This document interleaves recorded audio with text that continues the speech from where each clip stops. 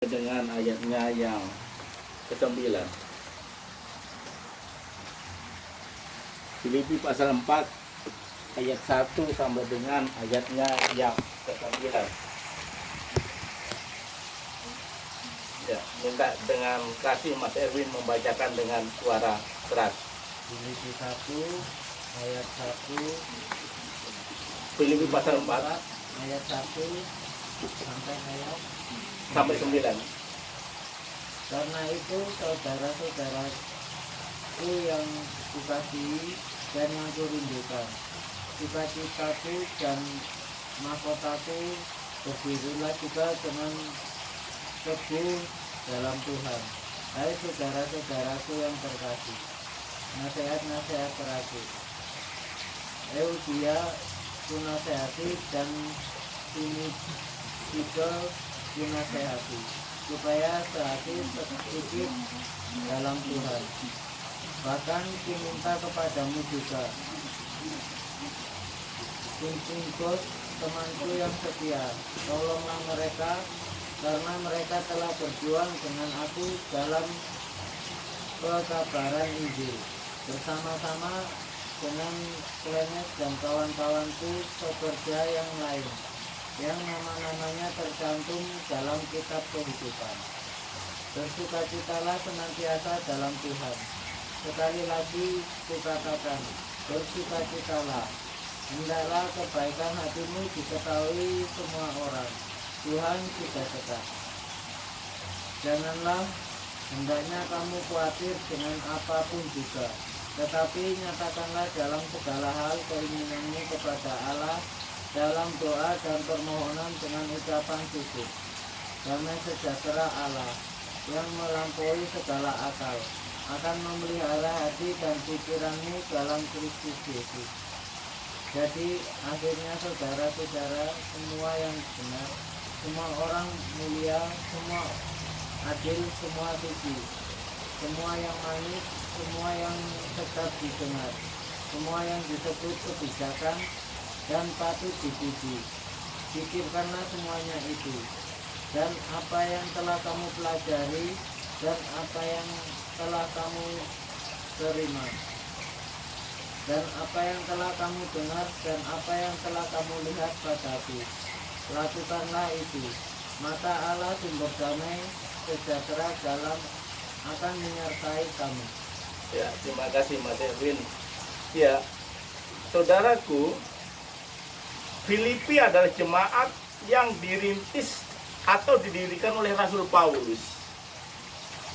Dan hampir rata-rata semua jemaatnya adalah dari kebangsaan Yunani. Sehingga hati Paulus senantiasa memperhatikan jemaat ini. Dan surat ini adalah sebuah surat pengembalaan yang ditulis oleh Rasul Paulus pada waktu itu ada di dalam penjara di Roma. Saudara, di pasal 4 adalah bicara tentang kesimpulan kalau kita baca dari ayat pasal 1, 2, dan 3. Dan hari ini kita akan membahas sebuah tema, yaitu tentang berdiri teguh. Sebab saudaraku, mengikut Tuhan Yesus itu tidak gampang menurut saya juga. Banyak tantangan yang harus dihadapi. Banyak rintangan yang harus dihadapi. Ada kerikil-kerikil tajam yang kadang menghadang perjalanan iman kita. Kadang ada senang, kadang ada susah, kadang uangnya banyak, kadang juga sedikit.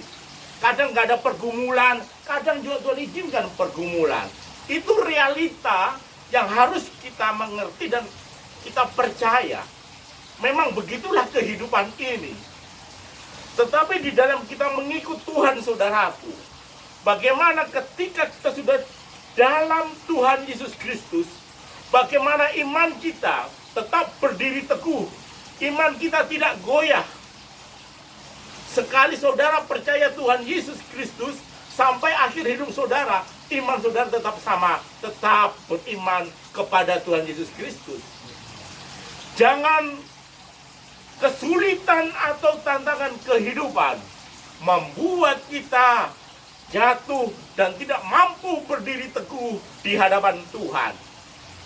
Saudaraku, kalau kita lihat, kalau ada tsunami biasanya, yang saya perhatikan itu dulu di Aceh ya, rumah-rumah itu, atau di Jepang juga saya pernah lihat, seperti mainan lah, kayak barang rongsok aja, diterjang itu namanya tsunami dengan air laut yang begitu kencang tekanannya. Tapi anehnya, ada juga beberapa rumah yang mampu bertahan gitu loh.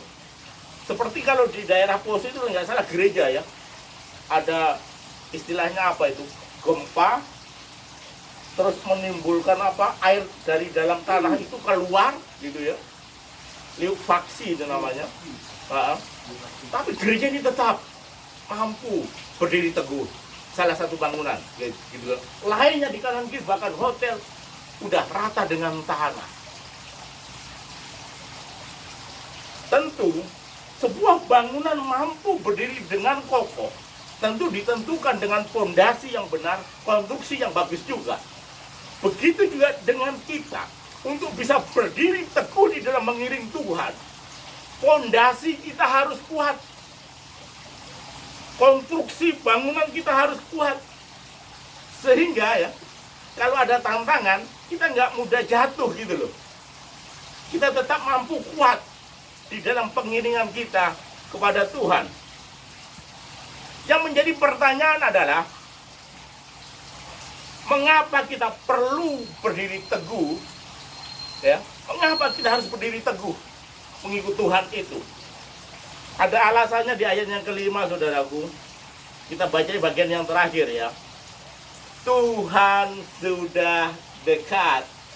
Paulus menjelaskan kepada jemaat yang ada di Filipi 2000 tahun yang lalu, ketika Rasul Paulus ada di penjara di Roma, bahwa Tuhan sudah dekat. Sekarang kita hidup setelah firman Tuhan ditulis kurang lebih hampir 2000 tahun, berarti semakin mendekatlah itu janji firman Tuhan ini. Kalau kita menyadari Tuhan sudah dekat, kita tidak tahu waktu kapan dia datang. Karena firman Tuhan berkata, 1000 hari untuk umat manusia itu hanya 1 hari di hadapan Tuhan. Rasul Petrus menjelaskan seperti itu. Waktu itu kapan saudara datangnya kita tidak tahu. Firman Tuhan menjelaskan seperti itu. Tetapi kepastian itu pasti akan digenapi. Bagi kita yang terpenting adalah berjaga-jaga. Ketika hari Tuhan itu sudah dekat, bagaimanakah kesadaran kita? Apakah kita menjalani kehidupan ini dengan tidak takut dan gentar? Tetapi biarlah saya dan saudara sekalian memiliki pemahaman yang sama. Kalau Tuhan sudah dekat, berarti semakin kita mempersiapkan diri kita dengan sungguh-sungguh untuk menyambut kedatangan Tuhan. Ketika pernikahan saya tanggal 11, saudara, di tanggal 10, udah semakin dekat itu acara. Persiapannya makin sibuk, karena hari hanya itu hari sudah semakin dekat.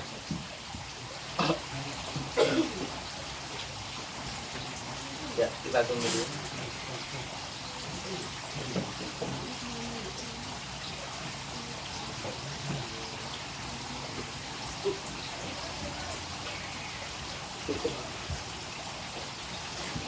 Oke. Ya, selamat datang. Firman Tuhannya di dalam Filipi pasal 4 ayat 1 dan 9 ya. Temanya adalah berdiri teguh. Jadi saudaraku, mengapa kita harus berdiri teguh di dalam mengiring Tuhan? Alasan yang pertama adalah Rasul Paulus menjelaskan Tuhan sudah dekat. Itulah yang menyebabkan kita harus benar-benar mengiring Tuhan ini dengan betul-betul berpegang kepada kebenaran firman Tuhan. Jangan sampai iman kita goyah, saudara. Tetapi kita sadar diri, sewaktu-waktu Tuhan bisa datang, tetapi biarlah dijumpai kita semuanya nanti. Ketika kedatangan Tuhan, kita semuanya terangkat di dalam kerajaan surga. Kedatangan Tuhan secara pribadi. Kalau belum waktunya kedatangan Tuhan secara umum, juga semakin dekat. Kalau saya umur sekian, 50, nggak tahu saya kontraknya umurnya berapa ya, kan gitu. Mudah-mudahan kontraknya panjang, gitu, harapan saya. Yang puji Tuhan, nenek sudah hampir 72 ya, nek ya, 72. Yang mudah-mudahan 80 lebih ya, nek ya. Itu kita nggak tahu. Kalau seandainya itu kontrak pribadinya kan gitu, sebelum Tuhan datang secara global ke dunia ini. Tetapi kalau lebih cepat kedatangan Tuhan secara global ke bumi ini, mari kita mempersiapkan diri kita masing-masing. Target kita adalah surga, saudaraku, bukan materi di dunia ini. Karena harta dunia tidak bisa membeli surga itu. Oleh sebab itu, tema hari ini adalah bagaimana kita mempersiapkan diri kita untuk berdiri teguh di dalam mengiring Tuhan. Alasan pertama, Tuhan sudah dekat. Alasan kedua, saudaraku, mengapa kita harus berdiri teguh di dalam mengiring Tuhan? Saya lihat firman Tuhannya.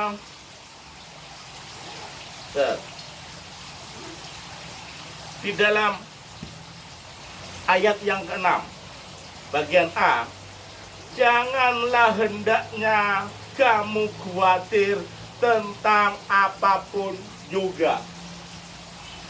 Jangan hendaknya kamu khawatir tentang apapun juga. Iman anak-anak Tuhan bisa rontok karena adanya masalah kehidupan. Mereka jadi khawatir sehingga imannya goyah. Gitu ya. Pak Robert tadi cerita kesaksian. Ketika dia keliling, yang didengar cuma keluhan aja. Ya itu memang realita yang terjadi saat-saat ini, saudaraku. Tetapi kita diajarkan supaya kita mampu berdiri teguh, kita nggak boleh khawatir. Khawatir karena COVID. Bumi sedang digoncang oleh Tuhan. Banjir di Kalimantan Selatan, gempa di Sulawesi Barat, bahkan hampir rata ya, mana itu Bu? Ya. Mamuju, Majene itu ya. Bahkan kantor gubernuran yang saya lihat gambarnya itu juga bisa ambruk gitu loh. Dan yang terakhir pesawat jatuh, gitu. Baru awal tahun, goncangan sudah kita lihat gitu loh. Kita nggak tahu di Februari, kita nggak tahu di bulan Maret, gitu loh. Tetapi sebagai anak-anak Tuhan, banyaknya problem kehidupan yang kita lihat, kita saksikan di media televisi. Tapi janganlah membuat kita, saudara, di dalam mengiring Tuhan Yesus Kristus itu, kita jatuh. Tetapi biarlah kita tetap mampu berdiri teguh di dalam mengiring Tuhan Yesus Kristus. Masalah boleh ada terjadi di dunia ini. Pergumulan boleh ada di dalam kehidupan kita pribadi. Tapi saya yakin dan percaya anugerah dan kasih Allah begitu melimpah dalam kehidupan kita, sehingga kita mampu melewati setiap masalah dan tantangan yang harus kita hadapi. Karena saya dan saudara disertai oleh Tuhan Yesus Kristus. Pertanyaan kedua, caranya supaya kita mampu tetap berdiri teguh seperti apa? Kalau tadi kan mengapa kita harus berdiri teguh? Kan gitu. Mengapa kita harus berdiri teguh? Karena Tuhan ini sudah dekat, gitu loh. Yang kedua, karena kekhawatiran itu bisa membuat iman anak-anak Tuhan itu goyah, gitu. Dan caranya supaya kita bisa tetap berdiri teguh, hal yang pertama yang harus kita pahami adalah ayat yang keempat. Bersukacitalah senantiasa dalam Tuhan. Sekali lagi kukatakan, bersukacitalah. Rahasianya saudara, ketika saudara sudah berdiri teguh di dalam Tuhan, bagaimana saya dan saudara tetap mampu bersukacita dalam situasi apapun, karena saudara dan saya disertai oleh Tuhan. Orang yang tidak bisa membuat suasana hatinya gembira, saudara, dengan orang yang suasananya hati gembira, ketika dikasih pekerjaan, suatu tanggung jawab, saya yakin yang menyelesaikan yang terbaik pasti orang yang hatinya tidak ada problem. Orang yang punya hatinya yang banyak masalah, belum tentu tanggung jawab itu diberikan, itu selesai. Ini hitung-hitungan umum aja ya, seperti itu. Bersukacitalah senantiasa. Ini menarik. Paulus menasihati jemaat di Filipi supaya jemaat di Filipi untuk bisa bersukacita. Sedangkan Paulus sendiri ada di dalam penjara di Roma menanti hukuman yang dijatuhkan oleh kaisar. Sehingga Filipi 1 ayat 21 berkata, bagiku hidup adalah Kristus dan mati adalah sebuah keuntungan. Di sini sangat jelas berarti Paulus sedang menanti hukuman dari kaisar itu. Tetapi yang luar biasanya adalah ketika dia menunggu vonis dari kaisar, dia bisa menasehati kepada jemaat di Filipi, bersukacitalah senantiasa dalam Tuhan. Sekali lagi kukatakan, bersukacita. Haleluya. Jadi rupanya gini saudaraku, mengikut Tuhan ini kita disuruh senantiasa gembira gitu loh. Orang itu, kalau orang muslim saya sukanya kalau mereka itu taat. Tujuannya satu saudara, surga kok. Sholatnya nggak mau ketinggalan, amalnya diperbesar, naik ibadah haji gitu ya, luangkan uangnya. Tujuannya satu, targetnya adalah surga. Tapi kalau ditanya kepastian, apakah pasti? Tidak. Mudah-mudahan kita mendapatkan kepastian melalui janji firman Tuhan, bahwa ketika kita percaya, mengaku dengan mulut dan hati kita bahwa Yesus adalah Tuhan, dan kita hidup senantiasa dalam kebenaran firman Tuhan itu, maka ketika anak-anak Tuhan mengakhiri hidup di dunia ini, akan berjumpa dengan Tuhan Yesus di dalam kerajaan surga. Itulah penghiburan, itulah semangat kita di dalam mengiring Tuhan. Bagi saya walaupun divonis dokter stadium 3, saya suka cita saja. Dokternya bilang, saya karena nanya, berapa kesempatan saya hidup? Ya kalau baik 5 tahun Pak. Dalam hati saya 5 tahun juga cukup panjang gitu. Gitu. Tapi saya yakin hidup dan mati saya ada di dalam Tuhan. Yang penting adalah kepastian keselamatan. Itulah yang sudah saya pegang. Kapanpun waktunya itu datang, tidak masalah bagi saya. Yang pasti orang hidup satu kali akan mati juga satu kali. Ya, nggak seperti ulo ya, belum sumi. Tapi walaupun belum sumi ganti kulit ya tetap mati kok ular juga. Gitu. Artinya saudara, kita ini sudah mendapatkan yang terbaik dari Tuhan. Tentang kehidupan kekal ada jaminan itu. Kalau kita menjalin kehidupan di dunia ini, waktunya cuma seberapa sih? Nggak terlalu lama. Dan itu kita tidak tahu. Ada yang masih muda mendahului yang tua. Ada yang betul-betul sampai tua. Walaupun sampai tua, firman Tuhan berkata 120 tahun ya Pak ya. Tapi jarang orang sampai 120 tahun. Kalau orang luar negeri rata-rata 90 masih ada. 90 tahun saya lihat perempuan ke gereja nyetir itu saya lihat. Kalau di Indonesia rada jarang umur-umur segitu. Banyak kan meninggal 74, 75, pokoknya di atas 72. Kalau saya bisa teliti seperti itu. Artinya kehidupan di dunia betapa singkatnya. Jadi kalau Tuhan sudah dekat, berarti membuat kewaspadaan kita masing-masing untuk senantiasa mawas diri, mempersiapkan diri dengan baik di dalam kita menjalani kehidupan. Terus kita akan lihat penjelasan firman Tuhan tentang bersukacita itu. Kenapa Paulus menasehati jemaat di Filipi untuk selalu bersukacita? Mas Erwin coba baca Mazmur 37 ayatnya yang keempat.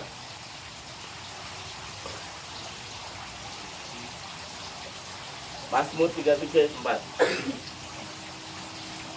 Dan bergembiralah karena Tuhan, maka Ia akan memberikan kepadamu apa yang diinginkan hatimu. Wow, haleluya. Dan bergembiralah karena Tuhan, maka Tuhan akan memberikan kepadamu apa yang diinginkan hatimu. Amin, saudaraku. Rupanya kita yang penting suruh jaga hati ini sama Tuhan untuk bisa tetap bersyukur, bersukacita, bergembira di dalam menjalani kehidupan ini. Tuhan nggak mau kita sedih. Tuhan nggak mau itu. Saya dan saudara dibeli dengan darah yang mahal. Tuhan mau ada sukacita terus terpancar di dalam hidup kita. Tuhan mau kita senantiasa gembira. Tuhan nggak suka anak-anak Tuhan meratap dan meratap, ya. Tetapi Tuhan mau kita senantiasa bergembira.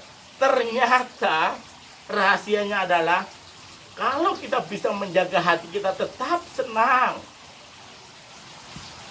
Tuhan akan memberikan kepadamu apa yang diinginkan hatimu. Jadi walaupun saya dan saudara ada dalam pergumulan ya, kalau kita tetap jaga hati, tetap tenang, bahagia, ternyata berarti nanti Tuhan akan tetap menolong. Tuhan itu tahu loh pergumulan saya dan saudara. Yang penting kita jaga hati ya. Ini nggak gampang, tetapi perlu kita latih dan kita latih. Supaya apa? Supaya kita dalam menjalani kehidupan ini senantiasa kita bisa menikmati bersama dengan Tuhan. Kita kembali ke Filipi yuk.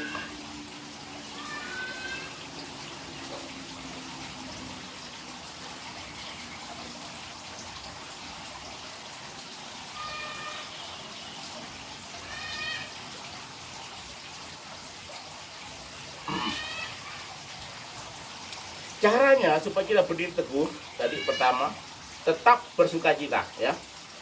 Jalani hidup dengan enjoy aja, nikmatin saja hidup ini. Gitu loh. Jadi yang bisa menciptakan suasana bahagia apa tidak, itu kita masing-masing saudara.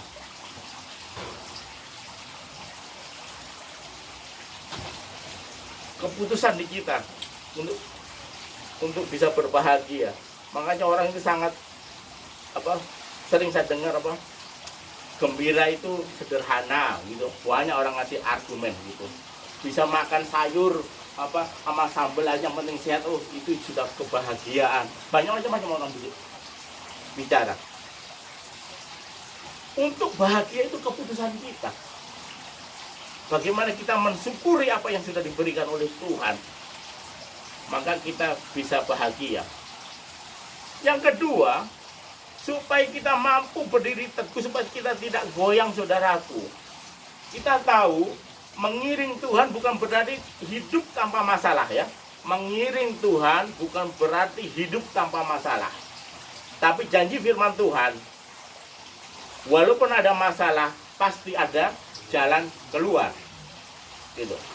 Oleh sebab itu, Rasul Paulus menasehati kepada jemaat yang ada di Filipi.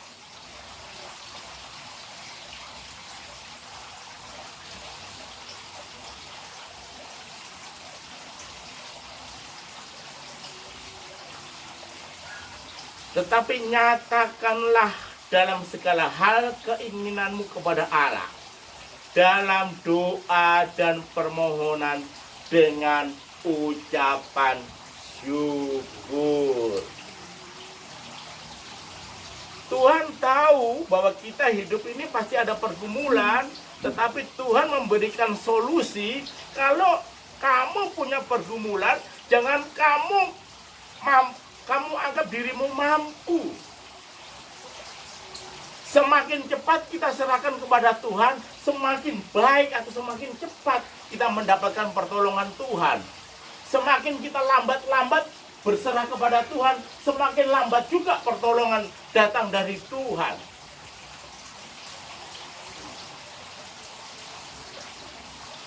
Serahkanlah pergumulan kita dalam doa dan ucapan syukur. Untuk mengucap syukur nggak gampang, saudara. Tekun dalam doa juga nggak gampang. Kadang saya itu waktu pemeriksaan dibaptis, waktu diambil pertama di sini, saudara, biopsi. Tuhan, mudah-mudahan ini bukan yang berbahaya, kan gitu. Ketika dibiopsi, wah, beriman lagi, aduh Tuhan, mudah-mudahan. Tapi fakta lain, saudara. Saya belajar beriman.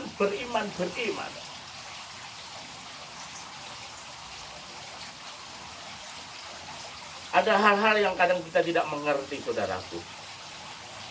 Tetapi akhirnya mengucap syukur itu yang membuat hati Tuhan senang. Ketika waktu Tuhan,